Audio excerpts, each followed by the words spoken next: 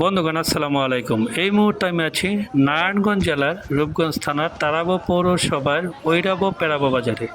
এই ঐরাবো পেরাবো বাজারটি ঐতিহাসিক একটি বাজার। এই বাজারে শত শত মানুষজন আসতো একসময় হাট বাজার করার জন্য, তাদের নিত্য প্রয়োজনীয় দ্রব্যাদি কেনার জন্য, অথবা কেউ আসতো তাদের মানুষের নিত্য প্রয়োজনীয় দ্রব্যাদি বিক্রয় করার জন্য। আসলে শত শত মানুষ আসতো ঠিকই। এই বাজারে জমজমাট একটি বাজার ছিল। প্রতিদিন সকালেও এই বাজার বসতো, সকালেও এই বাজার জমজমাট ছিল। কিন্তু কালের বিবর্তনের কারণে হারিয়ে যাচ্ছে অনেক কিছুই, ঠিক যেমন হারিয়ে গেছে আমাদের এই বাজারের পুরনো ঐতিহ্য। শত শত মানুষজন এই বাজারে ঘোরাফেরা করতো সকাল বিকাল, বিভিন্ন দূর দূরান্ত থেকে বিভিন্ন মানুষজন আসতো এই বাজারে।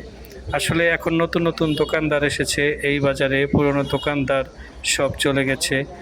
দূর দূরান্ত থেকে জেলেরা আসতো মাছ বিক্রি করতো ঠিক এই জায়গাটিতে। গাভীর দুধের এই জায়গায় শত শত মানুষ গাভীর দুধ নিয়ে আসতো, বিক্রি করতো। তো এখন আর ওই চিত্রটুকু দেখা যায় না। ভালো থাকবেন, শুভকামনা রইল।